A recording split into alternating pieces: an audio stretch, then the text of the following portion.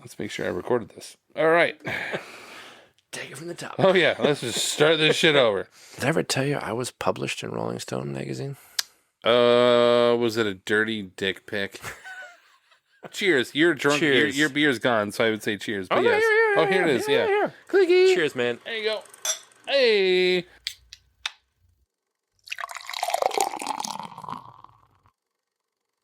Stand by. Going to air. Stand by, Phil. 5, Stand by music. 4, Stand by announce. 3, 2, 1. And fade up. They're the Meryl Streep and Tom Hanks of Hobbs. American public, you are worthless. Can't account for taste. Nice. Your teaser from earlier on That's the loose fantastic. adaptation. The Human Torch was denied a banknote. Shove that Pulitzer Prize square up your ass. I'm so happy. I'm as best as you're going to get, ladies, so here you go.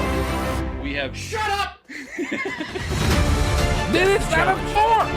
Masturbatory bullshit. I get the joke now. Hey, Stupid, kids. wonderful thing. Yeah. Here's some stickers. Are you in the crosshairs of the woke mob? To the bridge of Kazakh Doom. What is happening in my mouth? Pumpkin spice lattes. I was the mark? You were the mark, man. You want to get high together? You want to drink? Cinema. Subterfuge, machinations. Wow. Wow. Cheers. Cheers. All right, well, welcome everyone to a brand new episode of 20 Years, 4 Beers. We are a podcast dedicated to rewatching movies from at least 2 decades ago, while simultaneously enjoying a minimum of 4 modern beers. My name is Steve, and this is my big brother, Tim. And we are coming to you from Minneapolis, Minnesota. We have a very special episode planned for you today. Not only are we rewatching and covering a movie we have already covered, but this episode marks our 5th anniversary. 5 years ago, we were told to start this or stop talking so much about movies, and the rest is indeed history. Serendipity. More to come on the 5-year marker later in the episode, but as mentioned, we are also going to be recovering the very first movie that we discussed 5 years ago, and we will be rewatching the, I guess it's the bootleg edition, or I think it's what it is, the director's cut of Almost Famous. We figured that we could justify this rewatch since we have come a long way in our coverage, editing, and overall feel of the show, and thought, what a better way to celebrate and check out the...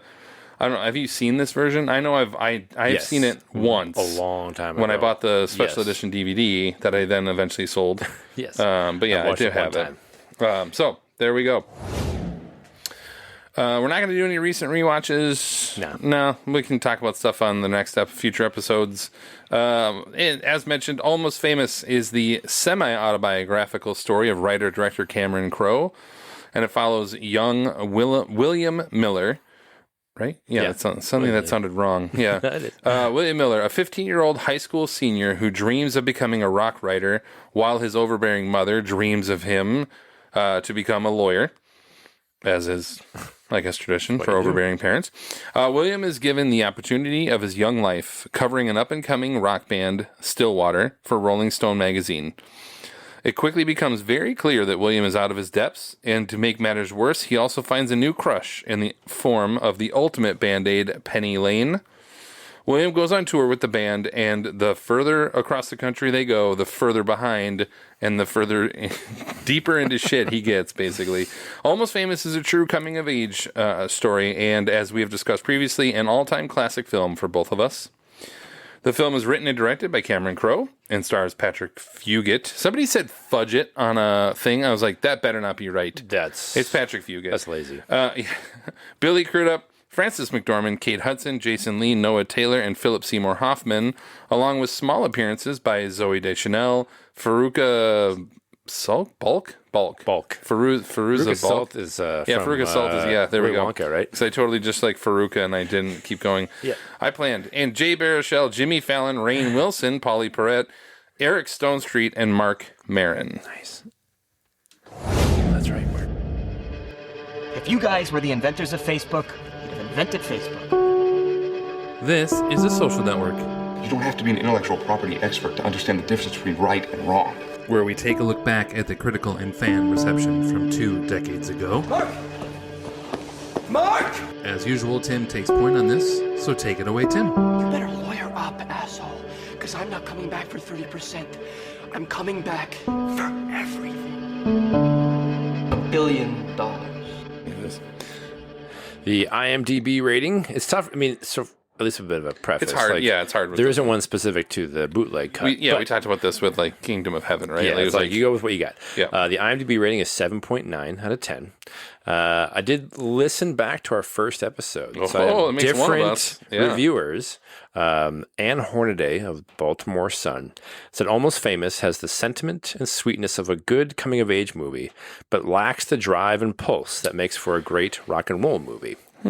Jeff Strickler of our old Minneapolis Good old Star Star Tribune, right? Said the film is not an expose, something it makes clear from the outset. It's a memory piece. Those memories are pleasant, and so is the movie.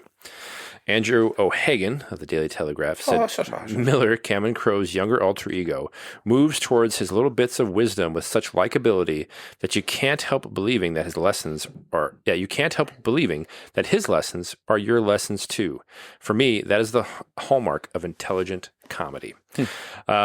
You can go back and listen to Roger Ebert if you want. We had 4 out of 4 of that, which is he no called surprise. it the movie. I think his best movie of the year. I think He definitely had high praise for it. An Academy Award, speaking of that year, to remind us, it was 4 nominations, one of them as a winner. The 3 that didn't were film editing and kind of a bit of a maybe split of sorts, but supporting actress for Frances McDormand and Kate Hudson. And Cameron Crowe won the Oscar for original screenplay. Rightfully so. Yes. Perfect. All right. Well, we have an assumption that we'll probably be talking. It's hard because we've already talked about this movie. Yeah. But the first episode, care to guess how long it was? 35 minutes? 35 minutes. Yeah. I mean, it was like, I remember at the time our goal was, yeah. Yep, we'll have to do a little reminiscing later, but it was like, I wanted to keep it under, because I thought people would be bored with an hour. Yeah. And then we're like, wait, people How much we've have learned. 3-hour podcasts on Oppenheimer? That's how long the movie is. Anyway, so yeah, we definitely will have some things to talk about. This will be an interesting, probably the only time we maybe do this, but it's a good reason to do it. So that brings us to, hang on, I went to the wrong thing. We are going to pause and rewatch the movie, I guess. If you are so inclined, go right ahead and watch along with us. If not, we'll see you on the other side of this break. Here now is Almost Famous, the bootleg cut. I'm with myself. No, who are you with? What band? Oh, I'm here to interview Black Sabbath. I'm a journalist. I'm not a, You're not a what?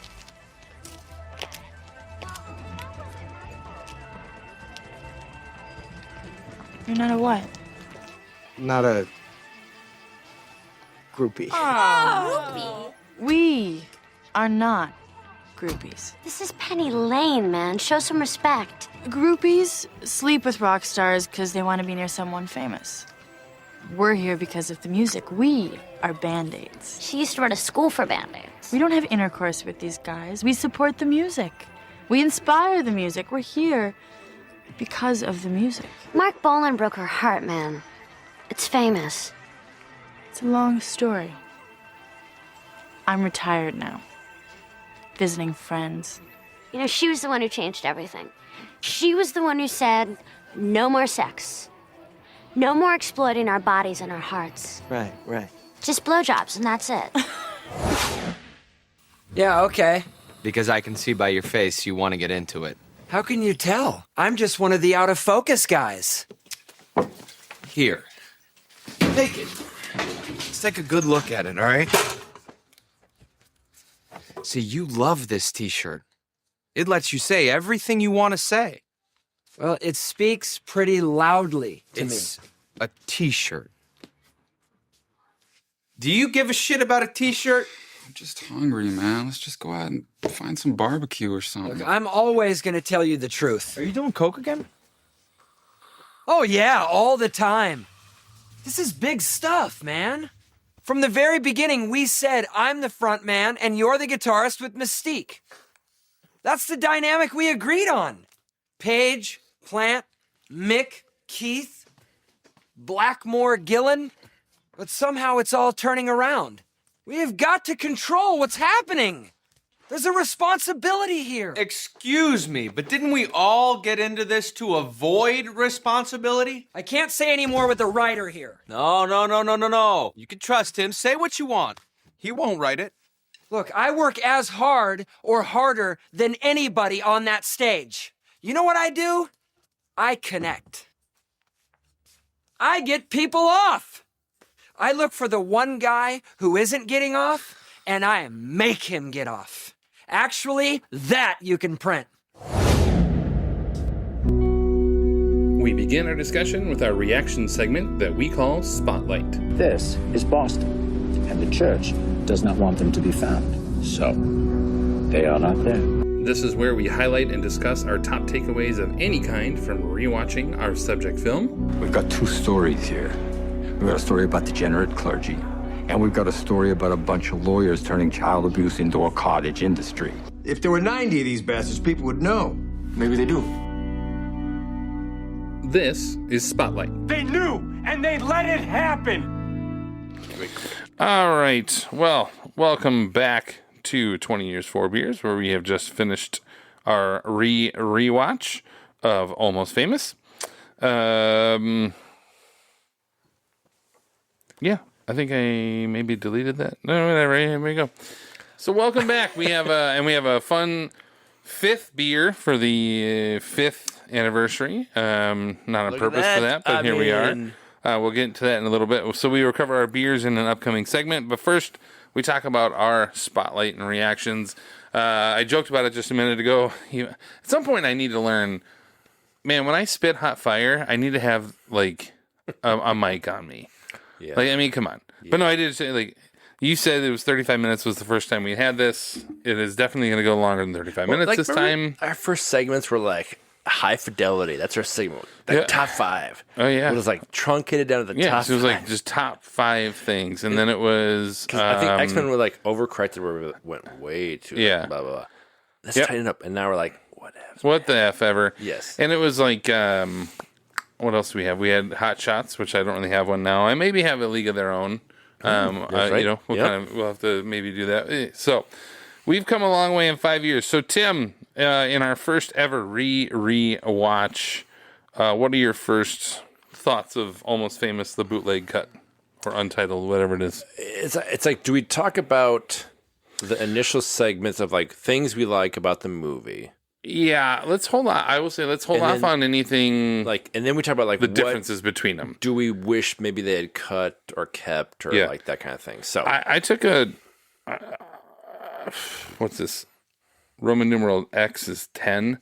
So I guess I have 10 scenes that I have notes on when it comes to differences. Right, so maybe let's not start with that, but let's go to the movie only because, again, I've never listened to our podcast in any way, shape, or form.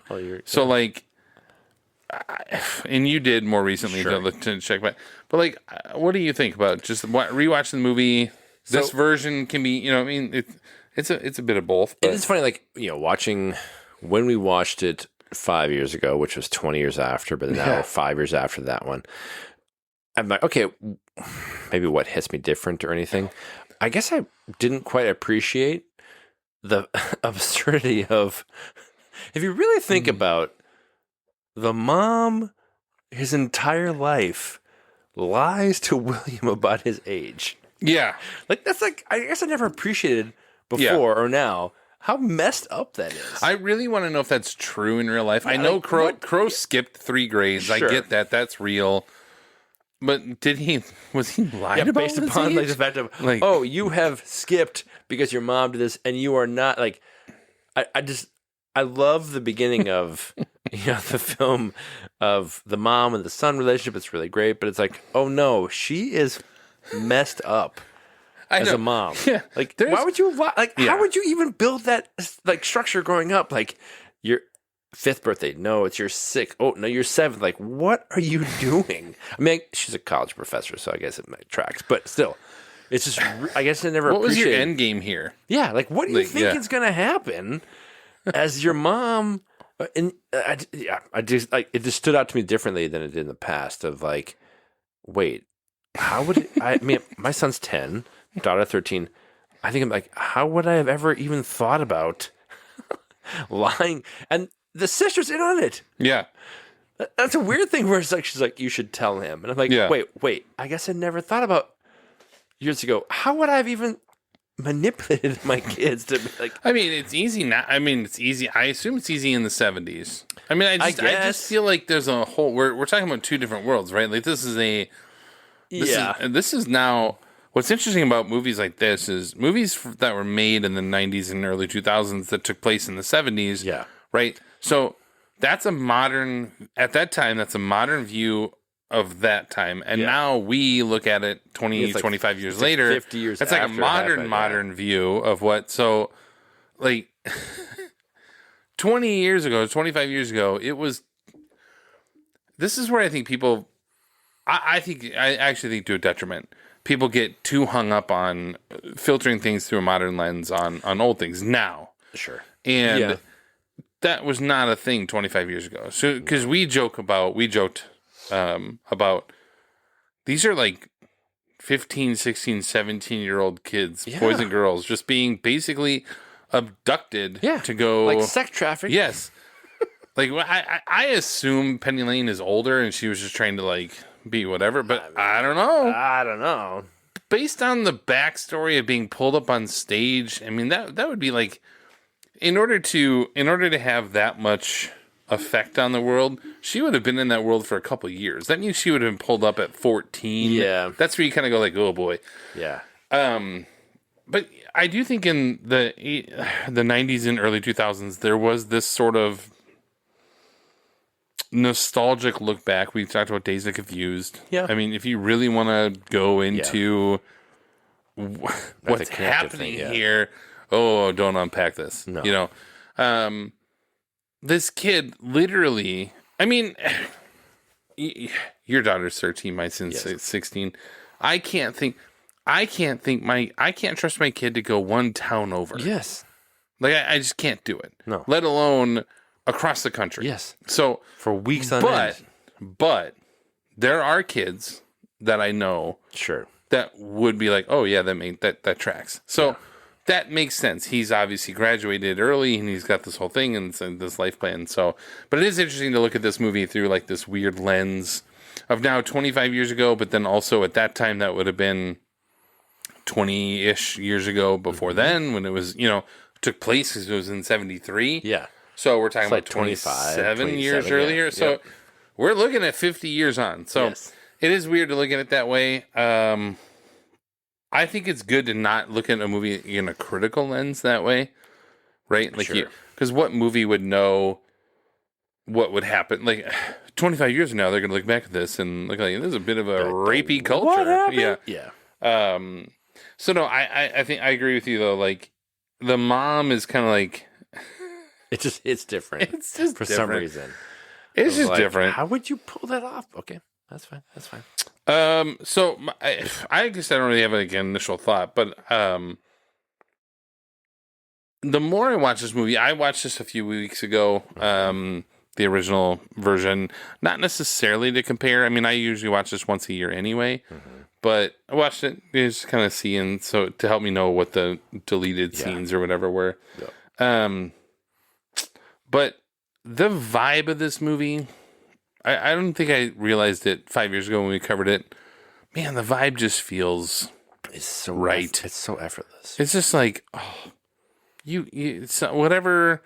And I think what it is ultimately is you can tell that Cameron Crowe, like, this movie feels real because it was a version of it was real, right? Like it just feels lived in. Like these characters feel lived in because he's writing about combinations of people, not specific people, but combinations of people that were real. And this whole movie just has that vibe of like, there's at no point is there unnecessarily dramatic crying scene. I understand she tried to kill herself, and I know that's, but there's not like this melodramatic scene with blubbering tears and anything like that. It just has this vibe of just like, this is what happened. And I go through and I watch it and I just feel so comfortable watching this movie. Yeah. It's just like, this is like you and me on the couch, Cameron Crowe standing over here. I got a story to tell you guys. Let me tell you a story of what happened to me when I was a kid. Yeah. And I'd be like, I'm bought in. Yep. It just has that vibe, man.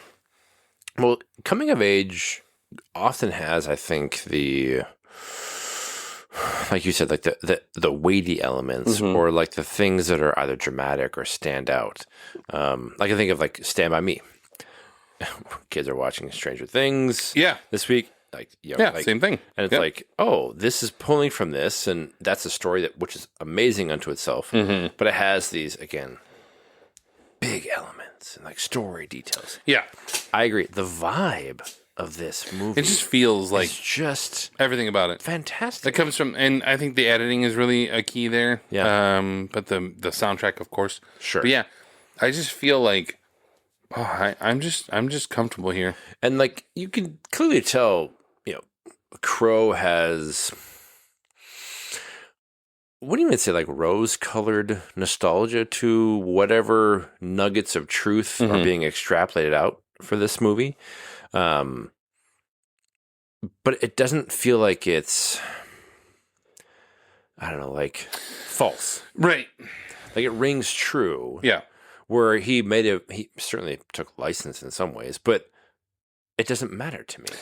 Because it creates this vibe. Yeah. And that I he's going for, which is great. Yeah. I saw an interview where he was talking basically like, it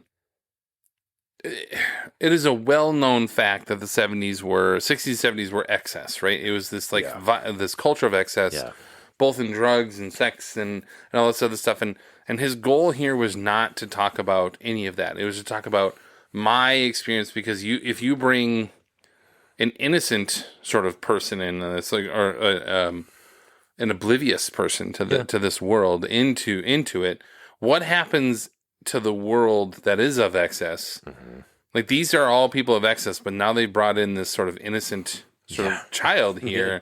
What happens here? Yeah. And it really was, he was just talking about how he wasn't writing like an Oliver Stone style 70s film. Yeah. He's writing a love letter to old school rock and roll and rock musicians. And you could go dark with the underage element, and you could do that. That's fine. That you could do that. That's a choice. But that he just said, I wanted this to be what it felt like. I wanted this to be like that sort of innocence and about the rock and roll. And that's what really comes through. It's so well done. Well, we talked about it in the Ray episode. It's funny watching it like years later. And I forget, I don't think we're going to cover Walk the Line. No. 2005, right? No, it was this year we decided kind of like, I don't really want to. But because, and I think of, the Doors and other ones that are around, those are, or since we've watched this, seeing like Bohemian Rhapsody and Rocket Man. I like that movie. But I do. But like the stories have become rinse and repeat, coming from nothing, building up this world, the excess, the extravagance, and then the fall from grace, and then coming back again in that effort. These have become somewhat this cliched. I mean, the hell, like what's the Dewey Cox story? Like, Walk Hard. Yeah, Walk Hard. Yes. Yeah. Like it's a whole movie about making fun of the tropes of rock stardom. Yep. And either ahead of time or didn't give a shit, whatever. But Crow's credit is just like, I don't care about that. No. I'm not telling that rock and roll life. I'm putting us as an audience in the innocent eyes of William Miller. Yep.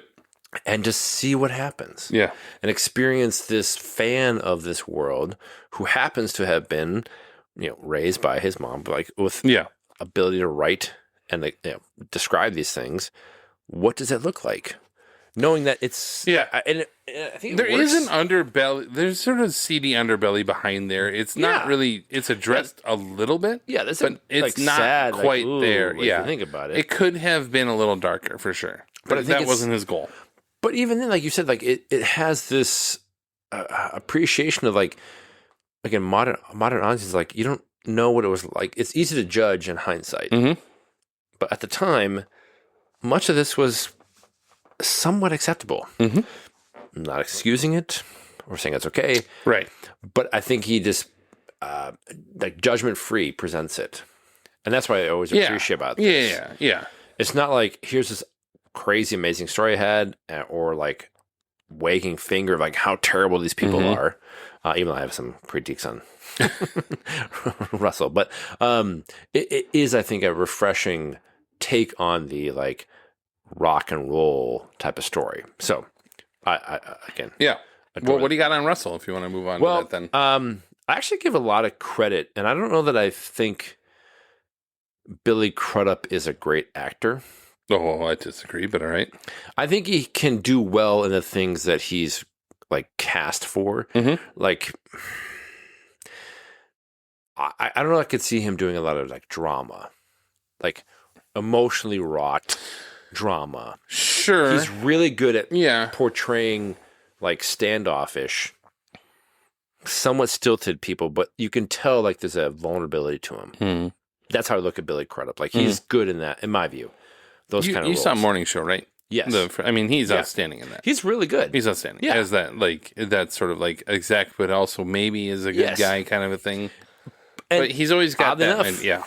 Mentioning that as like a character, like he's a likable guy in this, despite kind of being a piece of shit. You know, in the earlier scene where he's talking with William before, like, or by the pool, being like, kind of fleshing out, I am better than my bandmates. It's the first glimpse of like, oh my God. He's like, I'm keeping, they're keeping me back. I'm so much better than them. Yeah, but your tone not like makes arrogant. it seem, your tone makes it seem arrogant. I agree. He's literally like, what do you do in the situation where I've surpassed but like, these people? These people like have a life because of what I can give to them. Yeah. Clearly his treatment of Penny and the connection he has, but then just like passing off for a case of beer. Yep. And I love the scene where he's like bonding of real people or whatever, but then freaks out over the acid where like with William, where he's like on edge type of thing. Like, so, but I think that's a reflection of, to his credit, and I don't know that I can like think of much before this movie of Billy Crudup. No, there was, no. Like maybe it did, but like clearly became something after. Yeah. And so I think he's really great in this. Yeah. For the role that he needs to play. Yeah. As a leading man, but his problems, his issues, to then when he says later, like, yeah, I'm going to acknowledge what I gave to Rolling Stone. Everything's true. It feels earned. Where, like, again, the likability, the core humanity of this character, despite how shitty he is at times, doesn't feel forced. Right. Where, oh no, we should be kind to this kid that wrote the story. So I don't know that I appreciated much in the first watching 5 years ago, but also just in general, like how really good Billy Crudup is. Yeah. He's really, really good. Yeah, I will say this gets a little bit into the deleted scene, or the extended, but I think I don't know if I want to go too in depth on this, but I think like he is the excess that, like, he is willing. Here's like a seemingly early 20s guy. Yeah. Although I think in real life at the time he was 30, but like the character's like early 20s or whatever. Yeah. Willing to completely abandon Penny and William. Like, so it is like, he is willing to abandon them, cast aside. But at no point do you think that there's malice in his decision. True. Or that he's evil. He's literally just like, I'm just doing this for the fans. I'm doing this. I don't know what I think it's literally like, I don't know what I'm doing. Yeah. Like, I'm figuring it out. I'm a rock star. I'm figuring this shit out. But his performance fleshes that out. And I think there are a couple crucial scenes that make his character more likable in this than he would have otherwise been in the original version. Yeah. I don't think he's a bad guy in the original version. In fact, I think he's still really good in that. I agree. I look at this, and so to sort of come off of yours, I know for a fact we talked heavily in 35 minutes about Kate Hudson. Yes. In the first one. Like becoming a star. Oh, yeah. It was awesome. Yep. I don't think we talked much about Crudup. I think we did a little bit. Not much. But I think I look at this version, specific to this version, boy, he is so fleshed out. Yes. In this with from the initial backstage interaction with him when he's talking to William in San Diego at the Black Sabbath concert, and talking about what were they talking about there? Where it was the woo. He was like, and like how rock and roll is about, rock is about what's missing from this and this kind of stuff. What's not said. And then there's these like moments along the way that were, I think, cut fine from a length standpoint, but boy, does it make him look better. And not like, oh, he looks like a good guy, but it just it fleshes out his character so much more. Yes. Crudup is so fucking good in this. Yes. As this guy who is just sort of gifted. Like Jeff Beebe, he's got to work for it. Yeah. All the other bandmates, they're the guys who got to work for it. Yep. Russell is just God-given talent. Like, I can do this in my sleep. Yep. And how you grapple with that and how you do that, like, he is so good. He in this movie, like, this would be a league of their own for me if I wanted to edit that in. Him and Hudson, I'm sure we'll talk about her in a little bit, but boy, there's that fine line of being creepy or like an asshole or whatever it is, and he just doesn't get there. No. And I think that's a testament to him. He is so good in this movie. And oh god, he's just so good. It's not the voice matters. I mean, he's a great voice, MasterCard or whatever it was for all those years. True, yeah. But he is so good in this as just this guy who, I just want to play, man. I just want to live. I just want to do this. Oh, he's so good. And it strikes me in that scene with his, rock star attitude when he grabs the phone from William to talk to his mom. Yeah. Which is in the theatrical to its credit. Yeah. Where he is just like shaken to his core. And it doesn't feel like here is this predatory individual being called to task by someone that sees through him. Yeah. It is her ability to kind of cut through his armor. Yeah. That he's put up of like, I'm great and I can do this. It's no big deal. Where she's like, you can do greater things. Yeah. And he's just so good and effortless. But yeah, I was struck by... Sorry, it's a crucial thing about William and Penny and other people are they are sucked into that. Yes. Whereas like an adult who knows better, yes, is like sees I right can through see it. right through your bullshit, man. Exactly. Like I get that you surround yourself with teenage sycophants. Yes. Hey, all right. Yes. Sycophants. But it was like, yeah, that is where, and he's like, oh, I'm dealing with somebody who is not impressed with me in any way, Sees shape, right or through form. me. Yeah. Yes. And that scene is so great where he's I love like, that scene. oh, like cut down to like, oh, she really gets me. Yeah. And like, oh boy, I need to figure this out. So, yeah, I agree. Like, I've always appreciated what he has done in this, but it just stood out to me so much. And we'll come back to, I think. I get what you're saying about him, though, in a dramatic actor. I'm sure there are roles that we have not seen in indie films or whatever that he's in that are out there that are really emotionally well done. But evocative or whatever. In this movie, he has to play that really cool guy. Excuse me. Yes. That is, like, above it all. Yeah. And then has to have moments where, like, either glances or things where he's charismatic. Yeah. And compelling. And he is. Oh, and he's so great. Yeah. He's so good. Yep. So, other thing we didn't talk about in the first one. Okay. But, again, appreciating more and more seeing it again, is Patrick Fugit. Mm-hmm. Fudge it. Fugit. I just... Yeah. What a huge risk to put as a writer-director. Yeah. We're going to cast somebody to play basically a younger version of me and have him be in almost every scene. Yeah. And he's so wonderful as this like beguiling, innocent, excited by the world I'm getting ingratiated in because I'm a fan. Yeah. Which was at bay for so long when my sister introduced me to it. And now I'm a huge, like, just aficionado. Yeah. Gets into it. And then slowly peels back these layers where, to Patrick's credit, which I don't know that I see him, there's a few things I've seen him in. Gone Girl. That's fine, yeah.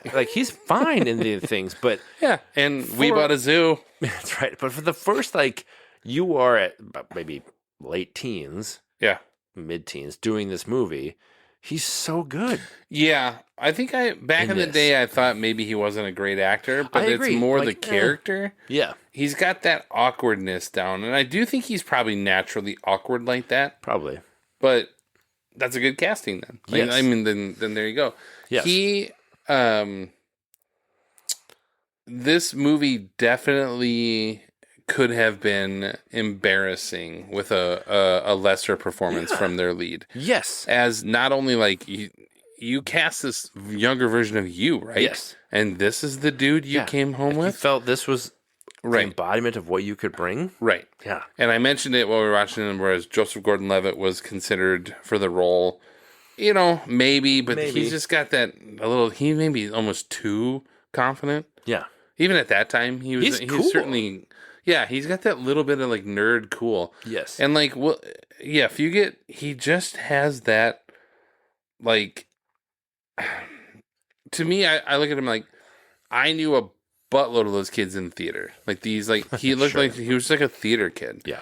And he was cool enough in certain circles, but then in others, he's just not there. Yeah. But I don't know how much of that is written versus how much is performance versus how much is him as a human. Yeah. But either way, it's well cast, and then well acted. Yeah.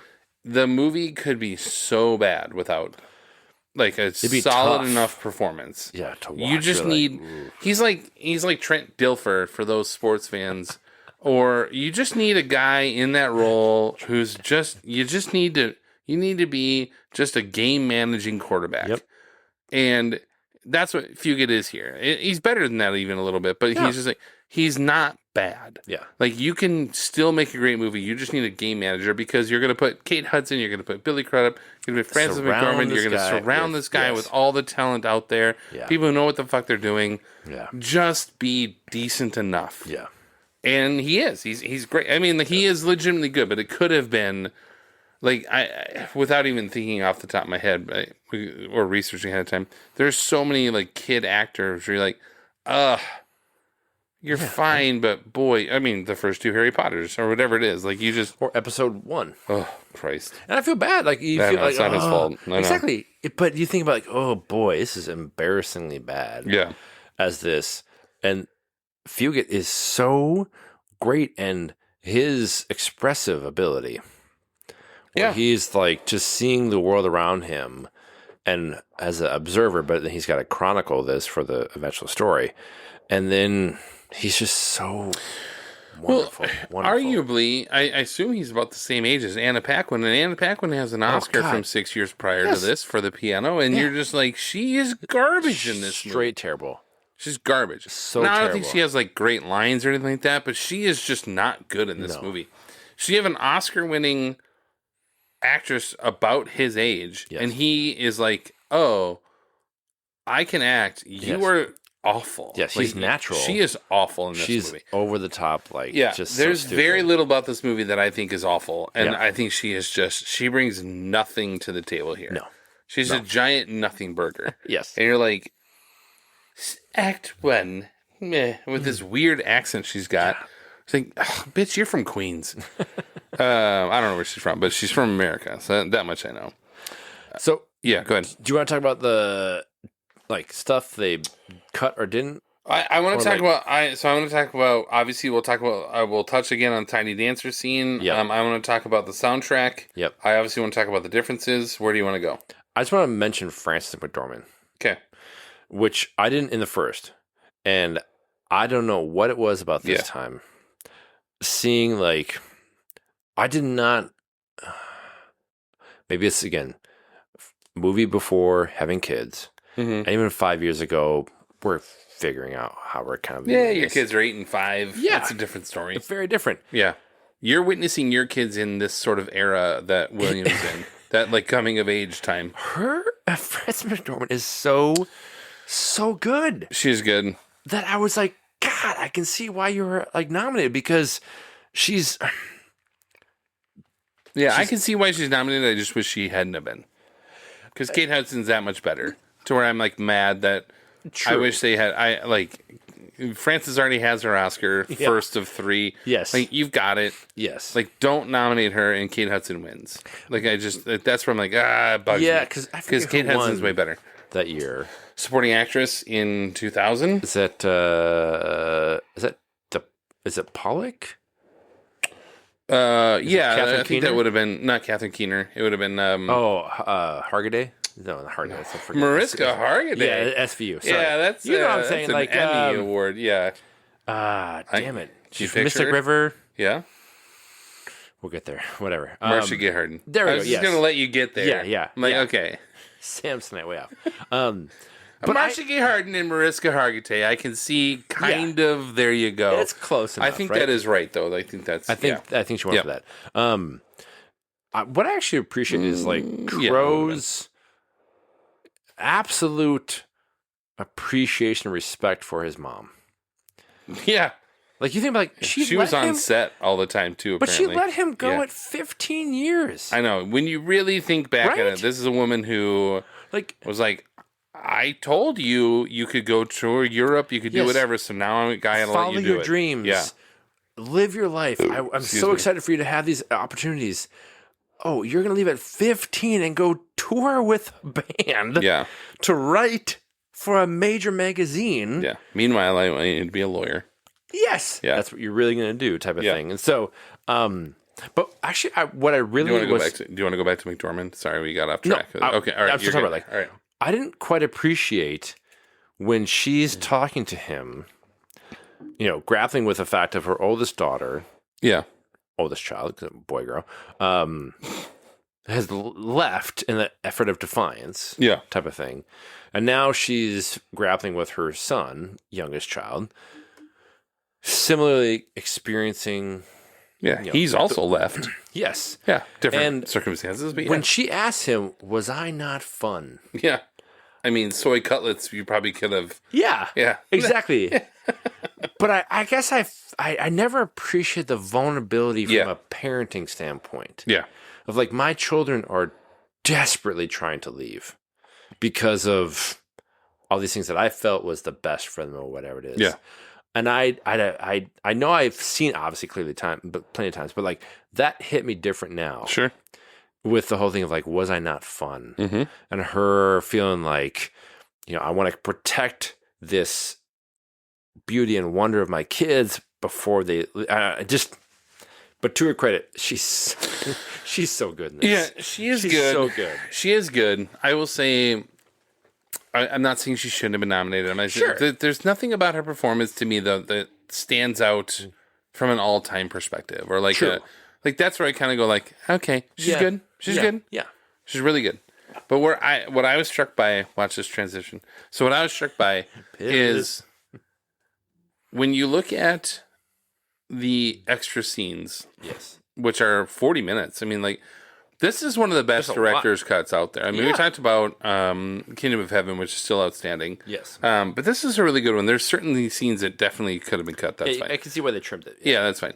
But what I'm struck by is it was very clear, to your point about the mom and Crow's love for her, there were no deleted or extended scenes with her. Yes. He knew the exact story that my mom was going to be in this, right? Like, and so I think that's a testament to your point about his feelings about his mother.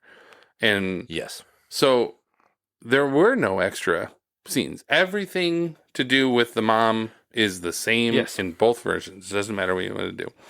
But aside from that, we'll just head over there. Just do it. It is crazy to see, like, for me, sorry, off topic. For the most part, I think that they made the right cuts. I do think that. I think there are, I think it's 30 some minutes more, 34 minutes, 35, whatever it is. Like, let's call it 40 minutes. Yeah. I would say there's probably of 40, 20 to 25 minutes that I'm like, okay. Yep. But none of the scenes that were in this versus that are a detriment necessarily. But I know the original, and this does not need to be in here. No. This little clip, this little scene, this little whatever, right? There's a like lot the of radio that. interview that they hint at. I like the radio interview if it were shortened. Correct. Yeah, the whole thing is like, okay. Yeah. You did it. There's Let's like get F-bomb, there. F-bomb, F-bomb. Yeah, like, yeah. I get that. That's funny. Yeah.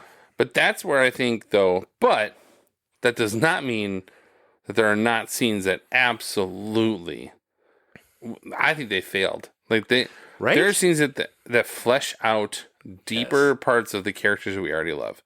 I have 10, so I'm gonna let you. What do you have? Like, do you have? Like, I've got a handful, maybe. So well, I already talked about the William and Russell right away at the stage. Like, I like that. I know why they cut it, because they want Russell Hammond to be like this mysterious figure or whatever, and not this.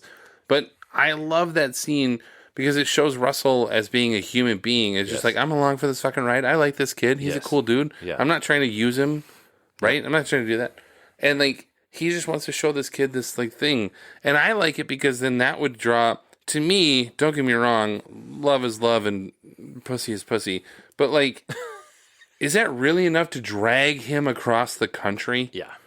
No, he's looking for, this is a kid who lost his father early on. He is looking for some sort of male figure, some sort of like older brother, whatever it is. Yes. And Russell is that person. Yeah. And I think this, like, yeah, Penny's great. But that little scene, to me, would have been like, I want to go to the Riot House in L.A. Because Russell's going to be there. Yeah, Penny's going to be there for sure, and I want that. But they sort of like, by cutting that, made it look like it's a love story that he's going for Penny. And I'm like, boy, that's a miss. Because at some point, that journey ends across the country when you realize how desperate she's for his love. Yes. Right? I think it's more that William is looking for, he has no friends at high school. Even that early pube scene is actually works. They definitely could have cut that. That's fine. But it works, and like, I'm looking for friends. I'm looking for this like male presence in my life. That's such a good scene. Well, like when William walks out and they're laughing at like the like marquee board. Yeah. Where it's like William Miller's too young to, something fuck. NF. Yes. Yeah. Yep. And so like that could have been kept as far as like he feels like an outsider. Yeah. So we get that, Right. But I think, And he's brought into this world. He's a fucking rock star. Like, come on. But what's great about it is, like we've seen the sister introduce him to, and as he's flipping through all these records and LPs of like classic rock bands. Yeah. But what they're talking about is a Marvin Gaye song. And I think there's a difference in kind where you can appreciate as just a musician. We haven't talked about it so far. So Russell's like, here's this thing. And then, yes, it's almost like a litmus test. Yeah. Unintentional. And William's all for it. Yeah. And he gets it. I agree. Yeah, Seeing that was woo, like, that whatever it is. Yes. I love that. Yeah. That'd be so great. That was the first one. Yes. I was like, oh, why is this not there? But you said you had another one. Well, so I appreciate the radio interview with Kyle Glass. I think it could have been shortened. Could have been, like, shortened, it's great. But it adds a whole, again, vibe. It also makes these guys look like kind of friends. Like, there's a part of them that are still kind of friends. Yes. Like, I like that. Where they bond. Yeah. The post-Tiny Dancer scene where Jeff Beebe's talking about Instinct and the band making magic. Yeah. And they show him his and interview Russell, with William, right? But also then Beebe and Russell reconnecting. Yeah. Like that type of thing of like, hey, we are simpatico. Yeah. We had a fight. We had a like issue. Yeah. And while I totally love the Tiny Dancer scene. Oh yeah. It's great, inarguably one of the best. Yeah. One of the best. Separate story. Yeah. It doesn't quite add the layers that does from like a true person-to-person bonding. And that would have been great. Coupled with that, later on, the two of them are at the very end. They're like, we don't have to love each other. Like the best hate each other. like, this is a band that's going to probably go through this over and over again. Yes. Because of them butting heads, because of them having, Yes. but you're the, like, I'm the you that they get when they don't get you. Yes. Right? And you're just kind of like, fuck you, man. Like, Yes. that is exactly such a great line. And you're just like, how is it not in there? But you can't keep that in there without the earlier scene that you're just talking about. Yes. That, because then you need to see them fracture and come back together, fracture and come back together. That's what happens. Yes. And in the original movie, it's Tiny Dancer, and that we just accept that. Yep. But the song cures all. Yeah. And that's I love fine. that And it's a song. great song, and it's a great scene. Yes. But boy, those couple of scenes there, that would have given you a lot more heft. And I love the scene where he William passes out, sleeping outside the door. Yeah. And then Penny and Russell come to Cleveland. The come to Cleveland scene, yeah. Yeah. Like, again, it's like 30 seconds. Yeah. It's cute. Exactly. But it's like, yeah. them, like, we are friends. We are friends. Yeah, it's great. Russell now is awake in the morning and Yes. doesn't have any kind of the So day and the drugs or wonderful. whatever in his Yes. system. Yeah. It's great. I love the come to scene. Yep. I actually think the biggest detriment to this theatrical version. Yeah, I think we're going to talk about the same thing here. Well, we'll come. I don't know, maybe not. Well. But I think it's the birthday sequence. Yeah. Birthday cake. Yeah. Okay. Well, yeah, the Central Park one's good.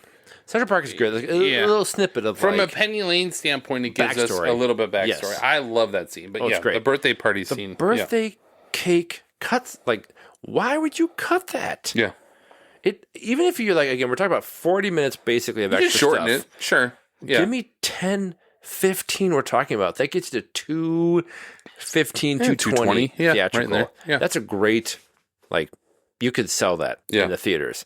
But that sequence where she is just celebrating all these great things, the new manager comes in and hints at, like, oh, sorry, we didn't. Sorry, the plane's not big enough. Plane's big enough. Yeah. And it's just like, oh, crap. Yep. And that way, when she's then talking to William later, yeah, it doesn't feel so out of place. Yep. Or a hard pivot like it was like in their theatrical. So yeah, I don't know why you got that scene. So great. That scene's good. I think the Central Park scene's good. I think the last ones I have on my list are it's too much in this, but it could have been shortened. The band discussing the article, like when they're saying how much like when in the theatrical version, it's just basically Russell being like, I didn't say Golden God, did I? Yeah. You know, and it's like, yeah, this guy screwed us or whatever. Yeah. But I saw your then, dick. Right. And then but then Fallon comes in and he's like, you have the opportunity to, you Russell, can go and deny this and basically squash this. Yes. And it puts the onus then on Russell makes a decision, and you can see it in Crudup's face when he's on that bench, and he's considering it, and you can see it. He's back and forth a little bit, and he's talking about it. That is such a crucial scene because without it, he kind of just looks like a dick. Yeah, he's like, "Ah, fuck this guy." Yeah. He actually was struggling with this idea of like, do I totally screw over this kid that I think is my friend, or like I'm actually struggling with this because it combines with the earlier scene, right, of him saying, "We're like, I am actually doing my part on behalf of these people to like buy a house, have a life." Yeah. Yeah. So, am I going to screw this kid over in order to do that, to get the money, to get the t-shirts, to get the whatever? It adds all these layers. That's where I think this version. And the only other one, I know why they cut it, but I fucking love the ice machine scene earlier on. I know why they cut it. We talked about it because William's not in the room. Right. It's the only one of the only scenes along the way that's out of his perspective. Yes. But man, it's got some great lines in it. Yeah. It's got some really good depth of their relationship. Yes. That scene's outstanding. I know why it's cut. I get it. But yes. It's just, that sucks. Yes. So I think there are, again, this is one of those movies that I would love to go back and cut my own version of it. It's like Blade Runner gets 15 cuts. Yeah. Give me I know. Like definitive version. Yeah. There's just enough. There's a whole lot that you're like, this little clip and this little clip and this little clip and this. Yep. That can go. That's fine. These little extra scenes, they bring nothing to the table. No. Like, so there's easily 20 minutes they can cut from this. But boy, those other 20... I think it's almost a detriment of heartfelt depth and these like layers of these characters that doesn't hurt the original version by any means. But man, I feel like, oh God. Or almost swap some of the stuff out, like the plane sequence when it's like, the stuff they're grappling with and the guy comes in like, the drummer's like, I'm gay. Okay. Well, like, that's a good little, I think that's a good little comic relief kind of a scenario or whatever. Yes. I get that. That's fine. Especially because that's his only words in the entire movie. Sure.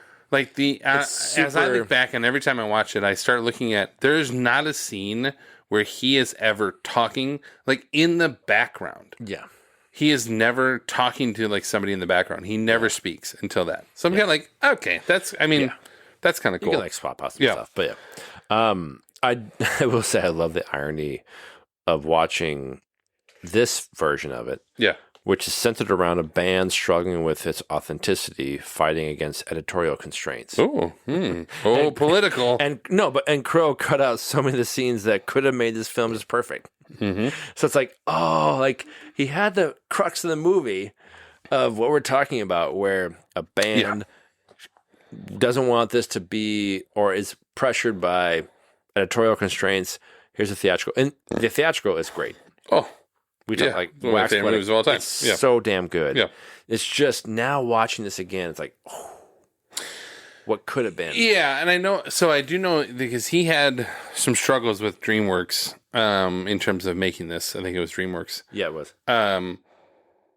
Like they really pushed him to cut some stuff, and he ended up $15 million over budget. And they ended up really not pushing the movie at all, like from a it was like advertising standpoint. They made like $7 million on opening weekend. I think DreamWorks said like we funded a $50 million art house pick kind of a thing. Like they really didn't understand what they had at the time, which is weird when you consider this is the guy who came off of Jerry Maguire for $300 million, in box office. Exactly. But I can see how this would be a hard movie to market. Though, I agree. At the time. Yeah. But I do think so I get where they probably had to cut some of the stuff to get it down to a certain number where DreamWorks could get it into theaters. Mm-hmm. But I always look back at, you watched what was that miniseries of The Making of the Godfather? I didn't watch that one. Oh, you didn't? On the Hulu or whatever Yeah, it was? yeah. Oh, it's outstanding. Or is it Paramount? Whatever, Yeah, it's outstanding. It's really good. Like Miles Teller's in it. Yeah. At some point, somebody says, because they're talking about how you can only get certain number of showings versus 2 hours and 40 minutes Time versus and 2 hours, right? Yes. You just have, And Teller says, if the movie's not good, nobody gives a shit. Like, it's just literally from a box office standpoint, it doesn't matter. Like, people will show up for an Oppenheimer and hopefully this weekend, One Battle After Another, and these movies that are really good. Yes. And so I do wish that they had fought for some of these extra little things that I think, as much as I think this movie is basically perfect, I do think that it could have given me some extra depth there. Yeah. Yeah, because it doesn't be like 2 hours and 6 or 2 hours and 50. Yeah, it could be 2:20. Yeah. It really could have been. I can make it work. Yeah, some of these scenes are like, oh shit, dude. Yep, it's awesome. Last thing I'll say. Yep. Did I ever tell you I was published in Rolling Stone magazine? Was it a dirty dick pic? I assume it's some sort of cartoon. No, you did not. I must say, I wish I kept it, but it was. I've been published in the Star Tribune, but not Rolling Stone. There was. I remember this time, 2000, 2001. Mm-hmm. They had published a really great story about Cameron Crowe and blah blah blah, and I wrote in a letter to the editor. Just like, hey, I did. That's how I got in Star Trip. Yeah, I get but that's how we do it. Yeah, cool. Yeah. And I got a response back eventually saying, we'd like to publish this. And I was like, sounds great. Cool, I'll do that. And it was, I remember Drew Barrymore was on the cover a month later. Sure. And I was like a little, quick snippet or whatever. Yeah. And I bought it because I'm like, holy shit, I'm in Rolling Stone. And I had it years in some storage thing, and I think it got waterlogged or whatever. Throw it out. But yeah, It was like the funny thing of like in college, being like, No, you never told me that. holy shit, I'm Rolling Stone. Oh, maybe if you did, I forgot. Yeah. Sure, yeah. Huh. So yeah, not the cover. No, that's awesome, man. But published in Rolling I Stones. love it. Yep. That's the last thing you had? That's the last thing. Self-servicing? Yep, Alright, exactly. Cool. Here's how great I am. I'm like fucking look at Russell me. Hammond. I mean, I think we probably waxed poetic on the Tiny Dancer scene before. Yeah. I saw that it took almost 3 days for them to film that, and apparently the cast just fucking hated that song by the end. It was almost 3 days to shoot the Tiny Dancer scene. Over and over. I can see how that would get old. I love that song, but holy cow. I think for me, the last thing I guess I'll say is just sort of I have like, one more thing. Yeah. Okay. I think this might be the best soundtrack for purposes of usage in the film. Not like, because we've talked about Days of Confused, we talked about so many other like all-time classic soundtracks. Yep. But he went out of his, it was $3.5 million, which at the time, of course, is a lot of money. It's crazy. $3.5 million on the songs for this. 50 songs he went and got the rights for. Not all of them are in the movie, but he got the sort of usage for. Some of them are, like, he got Zeppelin to have a couple songs. One's on the soundtrack, but isn't in the movie. Like, it was just songs that he had just like access to. But 50 songs, just to be able to like where they're used in the film, is just perfect. Like, Garden State has a great soundtrack. But not in a, like, Garden State, like, has a great soundtrack because he uses it for the emotion in the scene and this kind of stuff. Like, Crow finds classic freaking songs and still finds a way to make them work for what it is. Yeah. It won the Grammy that year for whatever that soundtrack. The soundtrack yeah, exactly. It's so freaking good. It's hand selected by him. I just love the music in this film is just perfect. Yes, it is really, really incredible. We covered Forrest Gump on the podcast. Yeah, that was a two-disc great soundtrack.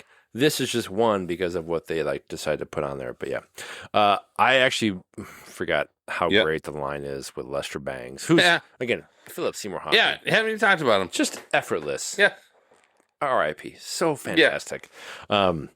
I forgot when he says the only true currency is what you share with others when you're uncool. Yep. And I'm like, oh yeah, this is one of my favorite screenplays of all time. He just knows it. Crow is you'll meet them all on good. the way to their journey to the middle. Yeah, journey to the middle. Yes. Yeah. He's so. Yeah, and I think like, some of the Crow, cut scenes on this have some of the best lines. Yes. That scene when he's like filling up his ice in that ice machine, he's like, "Oh, I'm out of ice," or like that whole whole scene, like just God, man. Yep, Crow's great. It's good. You're good. Yep. Cool. I'm going up there. I'm going to try it. I'm going to let the jury decide. As we close out our spotlight segment, we come to our final takes called The Verdict. If we are to have faith and justice, we need only to believe in ourselves. This is where Tim and I give our final verdicts after rewatching the film and decide whether or not the movie held up over the course of 2 decades. Now you get out of here before I call a bailiff and have you thrown in jail. This is The Verdict. I said to hell with it, to hell with it. I obviously have no idea how much Cameron Crowe used from his own life and maybe added elements for drama.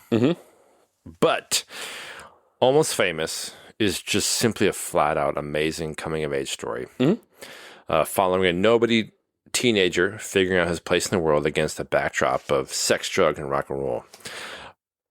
But I'm so happy we revisited this through the bootleg cut. It definitely has a lot of things that I would have just loved to be in the theatrical cut. But some scenes, I mean, I can definitely appreciate you got to cut this stuff. Like, that could have gone. But which adds to the great character and vibe details, covering some of the great performances we've talked about. I would say the bootleg is a 4.5 out of 5 for me. If we can merge theatrical and bootleg, it might be close to a 5 out of 5. Right. But this to me is 4.5 out of 5. What would you give theatrical? I'd say a 4 out of 5. 4 out of 5? Yes. Jesus. Because this adds to it. Yeah, okay. Like, it doesn't take away anything. Okay. To me, But damn, that's a good question. We didn't have the verdict the first time. No, we didn't. That's why this is interesting. Right? It's like 4.25. Okay. You can justify it however you want. Yeah, I'll go with that. Yeah. All right, there you go. So I am a bit torn on my verdict here because Almost Famous, the original version, for me is a 5 out of 5 film. It's a top 5 or 10 favorite film of all time for me. So I can't go, right? But we are reviewing the bootleg director's cut, to be fair. There are scenes that bring nothing to the party. But perhaps they don't detract. Right. So if they don't detract and then everything else brings more to the party, so is it better? No, it's not. I don't think it's a better... To me, it's not a better version because the original is what they released. The original is what I cream my pants for the last 25 years. But, we do get additional context and a lot more depth for our characters. So in that sense, I'm happy that it exists and that we watched it. Yep. That being said, Almost Famous is a revelation of a film. It is exactly what we want from a filmmaker who tells a personal story. With an all-time soundtrack, perfect writing and directing from Crow, iconic performances from Hudson and in particular Crudup, as we talked about earlier, and essentially all other areas being at the top of their games aside from a bad Boston exterior and obviously Paquin. This movie is and will forever be a favorite for me. It's still a 5 out of 5. I just cannot say enough about it. It's like a different thing. Like, right. I rate the first one as a 5 out of 5. Is it perfect with a couple of those exceptions? No. But just from a feel, it's a 5 out of 5. And if this makes it better, but I think the shitty stuff makes it offset. So I'm kind of it can't be a 5.25 out of 5. So it's really good. So there we go. Come on, not my beer. With our reactions and verdicts to the movie out of the way, we move on to the reactions to our beers that we drank while rewatching our subject movie. And if you want to have sex with a disgusting bad brewer with a terrible attitude, this is where we take a look back at our beers and give our expert ratings for our drinking buddies. Ugh, whatever. Hey, here's the truth. This is Drinking Buddies. Let's get weird. All right. I am zhuzhing this up a little bit because Tim is peeing. I've decided that in the last couple edits, we're just going to kind of keep this stuff in. Sometimes it's longer, sometimes it's shorter, as you know. I think the most recent edit of something includes a lot of the pee break, so you'll be happy about that. Go ahead, Tim. So, we started the evening with... And tonight, I was like, okay, we're 5 years solid in. beers, man. Yeah, I'm curious what your theme was. So, there wasn't, I threw a wrench in it. Yeah, was there... But a happy wrench. It wasn't a theme, per se. But I was at the liquor store, and I was like, you know what? I want to go with the breweries that we consistently find great stuff from. Sure. As well as, it's oddly... good, but also bad that this far in we have not exhausted the market. Yeah, but there's definitely had that. So it's like we're 135 episodes in, which means we're at 500 and some beers. Yes. Also, we haven't had Heineken, so this is a big swing and a miss for you, Tim. We have not had Heineken. I did not think about in hindsight. Heineken. Damn it. All right, 5 years from now. The only excuse for us to ever have that fucking Oh my beer. God, wouldn't that be amazing if I actually did that? Oh, I would be so great. Oh, God. But no, it's like, okay, I want to find more so the breweries and something from the brewery to see how it goes that we are always happy with. First one was WeldWorks out of Colorado. Always good. Again, so solid. Yeah. There's Sunbeam Surge Hazy IPA, and oddly enough, with it being tail end of summer, early fall, super beautiful weather. Sure. We had this. It was a 4 out of 5 for me. It was just a solid, nice start to the evening. I felt like it was good. Yeah, I agree. I had a 4 out of 5 as well. I think WeldWorks is... When I went there, right? It was eye-opening. I had never had it before, and it was like, what are we doing here? This is amazing. And I think some of the stuff that gets released to us out here isn't quite as good. But I also think they probably have gotten bigger, and the industry's totally changed. I don't know if you heard about the breweries, like in Pennsylvania tap room, like I can't remember what it's called. They closed like 10 different locations today. Like, they just closed it. Like we're done. Like, so yeah, it's just like there's a huge problem going on out there. Yeah. So I mean, yeah, but it is really good. It was a good start to the night. 4 to 5 as ahead as well. And then our friends out of Wisconsin, Humble Forager, which usually we find great sours from, but also good. Yeah, IPAs. I was like, normally we've only really had sours from them. Yes, and I was like, hey, wait a second. They're Luminous Horizon Hazy Double IPA with Nectarone hops. I love it. Like, okay, whatever. Yeah. It was a 4.25 for me. Yeah. It was just like really silky. Sounds so weird to say. A silky smooth double IPA. Not like bite me in the. It was really, really tasty. Bite me in the what? Like, it didn't punch me in the face. As far as like, crazy. Bite me in the balls. Yeah. I have 4.25 as well. So we are 2 for 2 on this one. Definitely better than the Sunbeam Surge. So I was kind of like, yeah. And it was really well done, though. I mean, it had a good hazy flavor to it. It was really good. And then we had, out of Big Lake, Minnesota, Lupulin Brewing. I was like, I want something from them. Sure. But we've had a lot of their different stuff. And I was like, you know what? It is, again, later in this summer, early fall.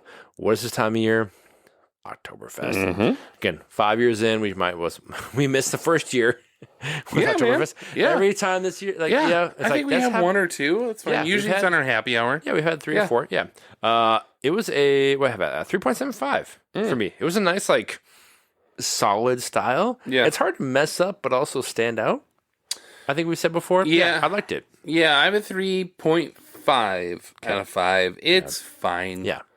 It's fine. Yeah. I think some of the better Oktoberfests have a little bit of a sweetness to them without being like malty sweet. Yeah. And this one was like, that's fine. Yeah. It's fine. I think some of the other ones that are really good out there, like Fulton's is better than this. Fair State's Fest beer is better than this. Yeah. So I kind of was like, I don't think you can have anything over a 4 out of 5 for an Oktoberfest beer. So I kind of like went down from there. So it's good though. It's fine. And then oddly enough, the first one we had was from Falling Knife. We had their, oh my gosh, what's their IPA one? The Verbal Tip, you mean? Thank you. Yes. Yeah. That was the first one we ever had. I was like, we got to bring Falling. Yeah. I would think Falling Knife's back got to be probably on the top few of the ones we've had the most. Fulton for sure. Yep. And I was like, you know what? Let's try this out. It's their all-nighter. Buckle up. I thought we haven't had this before. We have not. Huh. Their Imperial Golden Ale with coffee, vanilla, and cacao. So it was a weird thing where you have like those kind of flavors with a golden ale. I liked it a lot in as much as we brought out one for each. Yeah. And we're like, maybe we split this. Yeah. I don't know that I could have done. Have you had this before? I think a while ago. Oh, yeah. I've had it before, yeah. I have one major flaw with this beer. I don't know I could have a tall boy. Yeah. But I'm happy we split it. But yeah, it was a 3.75 for me. Yeah. Solid. I have it a worked for what it is. 0.5 as well on this one.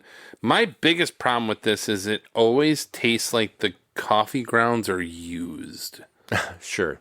Like there are coffee stouts that are like, oh, this tastes like I'm drinking coffee. Oh, yeah. This feels like it was like, oh, I just used this filter a second time. I guess we can pass off on that. Yeah. Yeah, I like it. Yeah. I like the idea. Golden ales and coffee. Usually it's coffee stouts. I get it. Yep. Like I like the idea of it. Clearly they've been making it for a couple years, so clearly they do well with it. But like, I don't understand this beer. This is the one Falling Knife beer. I'm like, I don't need to drink it again. This? Yeah, I'm like, it's a 3 and 5. Yeah. And then here we go. 2-year credit. Thank you. 5 years in, 5 different beers. And it does. And we've had special beers for most all of Yes. I was like, okay, I couldn't find one this, so thank you. Yeah. For this. Great option out of Fulton. But it also goes to your like theme of finding breweries we've used plenty of, right? Exactly. So there we go. When you brought this Crowler tonight, I was like, fuck yeah. It works great. Fulton. I'm going to go back. There's 3 more. And they're $20 a piece, and I still might go back and buy them. Oh, it's so But anyway, continue. So we've had their Worthy Adversary forever. which is an amazing Oh, Imperial Stout. it's honestly, yeah, it's one of the best. I don't know that I've had this before. We haven't had this because this was a special edition they did this year. We did the coffee. We've had it's like the Peace, War and Peace. War and Peace. We had the Worthy Adversary last year. Yeah, we haven't totally Worthy Adversary. They're barrel aged Imperial Stout. This is like 4.5, 4.75. Yep. This is unreal. Yeah. How good this is. Yeah. This is the closest to a 5 I've come, except for the one we did I think we had 5s on the 120 or whatever it was, when we did that. Oh, yeah, 120, yeah. Yeah. This is like, God damn it, Fulton. So it's barrel aged, right? Yes. Yeah. It's so good. It's just like, go, God. It's so good. Why can't you pity whatever beer we're going to have in the happy hour, I feel bad for it. I apologize ahead of time for whatever it is. We're going downhill from here. It's like, sorry. Yeah, I have a 4.75. I damn near went 5. It is so freaking good. Yep. It's just so good. Well done. I love it. Yeah. Happy 5th, man. Hey, well, hang on one second. Oh. Hey, yeah, I just had to transition us over to... Yeah, I didn't have, I wanted to try and maybe I will in editing try and get some sort of clip show kind of a thing. But I was struck today of when I heard the Tiny Dancer, and that was the first intro I ever did, which is so weird to think. Where I was like, I would start with Tiny Dancer, and it works so well, like the very first intro. Okay. But when sorry, what were you gonna say? No, please go ahead. No, I was saying when we started this, I think we said we would do 1 month. Yeah. It was we'll do one a month. Yeah. And then after a few months, it was we came up with the happy hour idea. Yep. And that's where High Fidelity came into play. And then it's sort of it was this weird sort of layering process, And I think we liked it enough to keep going. And then here we are. It's 100. This is episode 135. I think it'll shake out to be. Yeah.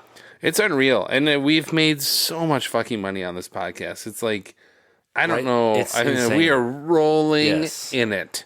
Decadent. Anyway, what were you going to say? Well, it is one of those things of, when this was started, I think it was, at the time in 2020, yeah, you think COVID back year, to man. Lockdown, craziness. And I remember a friend had reached out, and I can't stand the question, but whatever at the time was well, what would your dream job be? Yeah. And it was I said, someone could pay me to drink beer and watch movies. Yeah. Ha ha ha ha. I think we were having a bonfire night or whatever. Yeah, we were outside. Yep. Yeah. And people, fun. our family was well, you could just do a podcast or something. Yeah. We're sure. And again, it doesn't actually financially relate to anything. No, we've lost money on this in terms of we've well, I mean, it's a we've wash. paid money on this. Yeah, it's true. Yeah, I mean, lost. It's yes, with the access and the fun, the microphone, whatever. And we buy beer, or whatever. Yeah. And my wife's you guys talk about movie beers all the time, but whatever. But shut up, Ellen. Yeah. God, you're never gonna listen to whatever. Oh my God, just go back to your freaking room. So happy you're asleep. Anyway, here's what I'll say, Steve. Knowing that we have a monthly hangout, has been the best fucking part of this. I agree. Where we love this stuff, we enjoy it, we talk about it. Yep. Does it result in anything? I don't care. But my kids can listen to this some point in the future. Yeah, yeah. There's a posterity aspect to it. Yeah. That they know, oh, you're recording that? What are you talking about? You talk about that? Cool. Man, ask me the same thing. Yeah, it's what's going on with this? I have coworkers that ask about this. Yeah. It's a thing that has grown beyond nowhere near a big thing. No. But I've so loved doing this and hanging out and seeing hey, how do we talk about movies in a different way? Yeah. I will say I loved recently when we watched a movie and didn't record it. Yeah. I was I need this. Yes. I needed that. That was a good night. Yeah. That was a great time. Was that Superman? It was Superman. Yes. It was so wonderful. Yeah. But I cannot fucking imagine 5 years I know, right? of this. Yeah. Of just this has been a fucking blast. Yeah, I agree. So, kudos, man. Thanks for saying that. I agree, and I think there are so many times that even I will be man, do I want to keep going on this?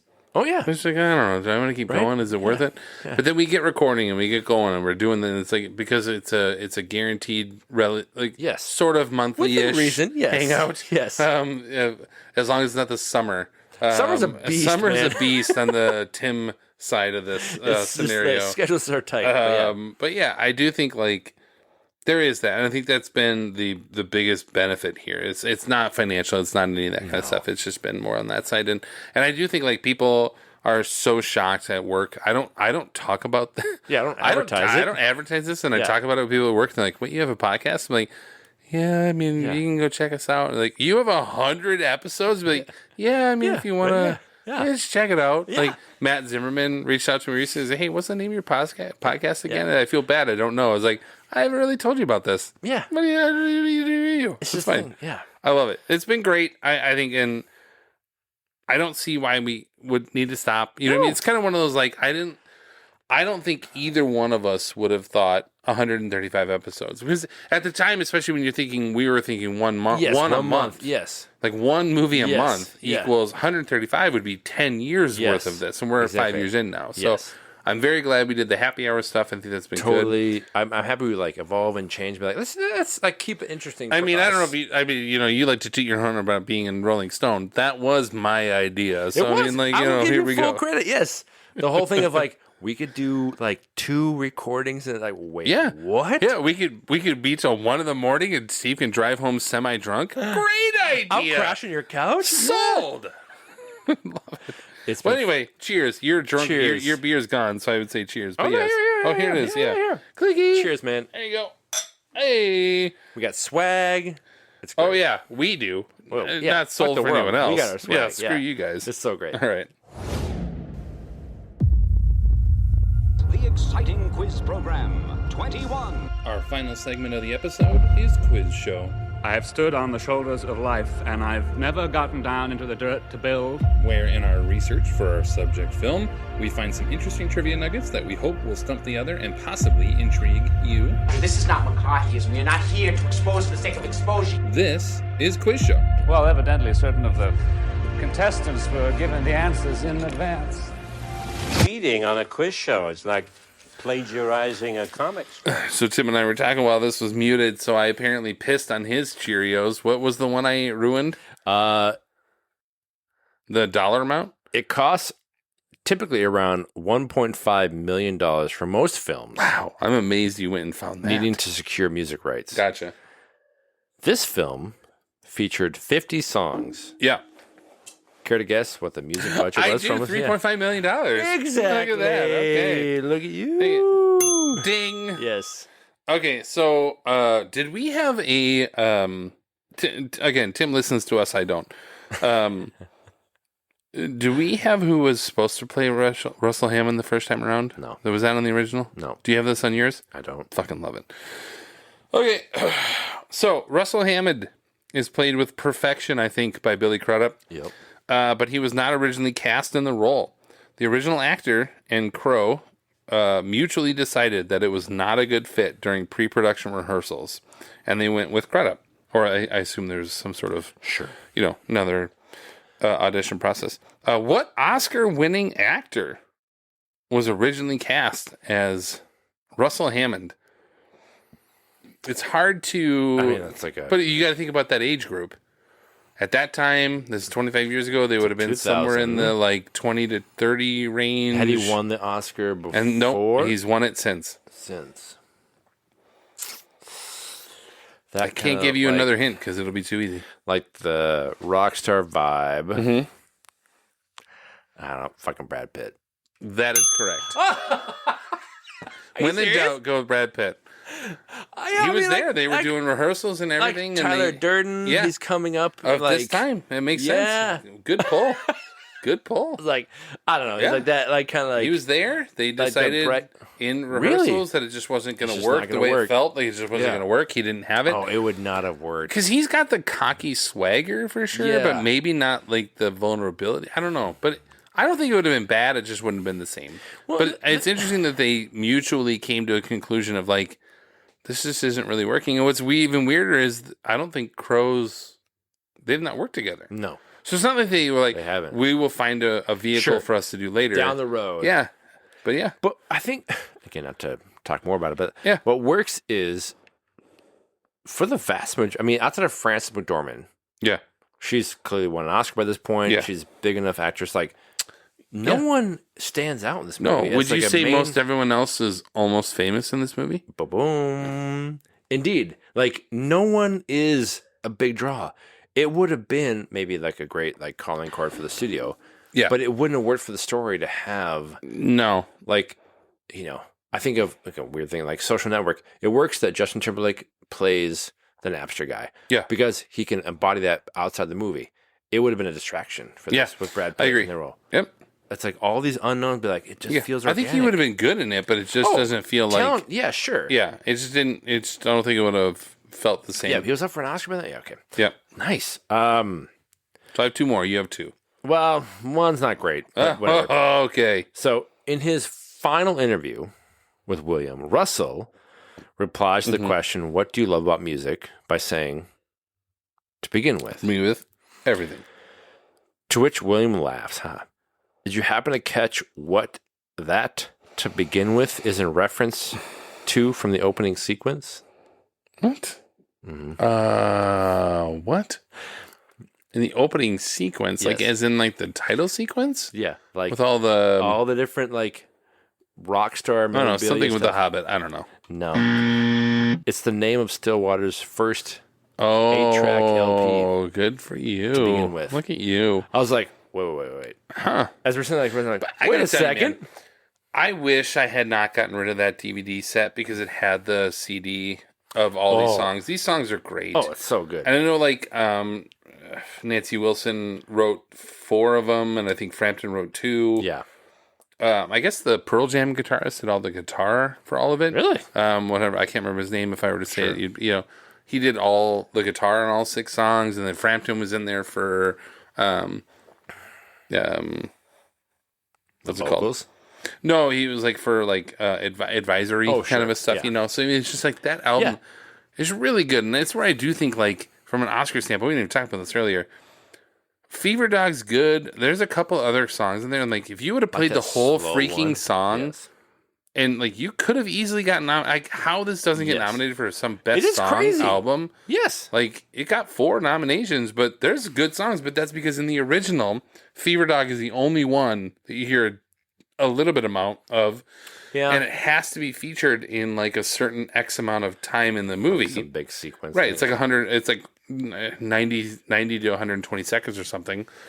So it's just not featured enough. And I'm like, boy, swing and a miss there. You could have had, like, if you would have had one of those songs by Peter Frampton be nominated, like fucking Bob Dylan just won for Wonder Boys a couple years after that, and then like Springsteen had one for Philadelphia in the 90s. Like, what are we doing here? Yes, you could have figured it out. Yeah. Speaking of the soundtrack is legendary, obviously, as we just talked about with Crow spending $3.5 million on 50 songs to use in the movie.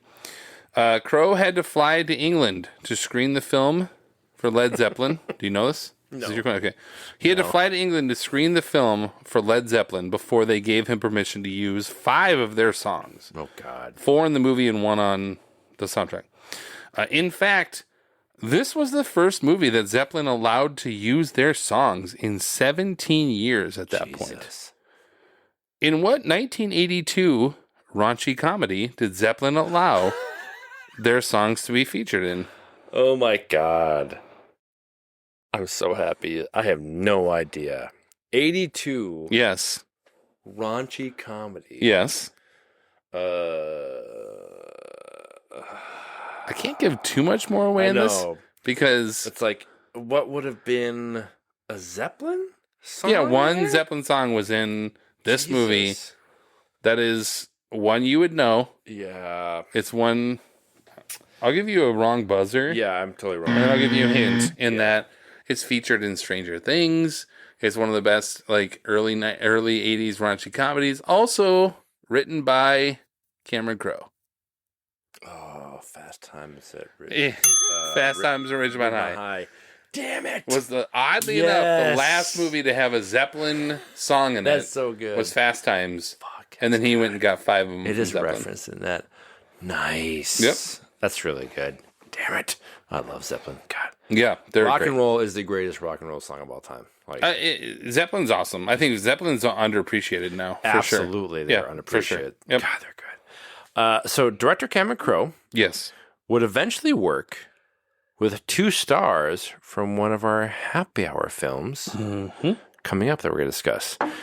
For what 2015 dramedy did Crowe direct Bradley Cooper and Rachel McAdams?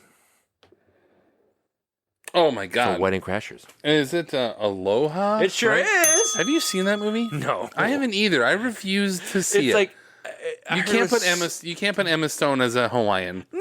I was like, yeah, you swing and a miss. Nice. Swing and a miss. I feel like it's like been like diminishing returns since Almost Famous with him. 100%. Like, I actually like We Bought a Zoo, but it's totally like whatever. Vanilla Sky we talked about is good. Like that's but it's good. nothing. But that's like a retread of a different movie. Actually, Vanilla Sky only he because DreamWorks and him were on the outs because of this whole thing. He took Vanilla Sky to Paramount because of this whole thing. Otherwise, it would have been on DreamWorks. And like Elizabethtown, it's fine. It's fine. But yeah, he's done. It's fine. It's nothing. It's like all these things of like you hit the like. Oh out God, of the park. he wrote Fast Times, and he goes to Say Anything, and then he gets to Jerry Maguire, and then he does this. And you're like, what? Who is this the guy? hell? And it's like, yeesh. Yeah, no. But I agree. Aloha, I'm like, hard pass. Okay, let's go ahead. Are you done? I'm done. Okay, so as we just discussed, Cameron Crowe's first feature film as a writer was Fast Times at Ridgemont High. Yep. But did you know that movie is actually based on a book? I did know he adapted it from something. From something.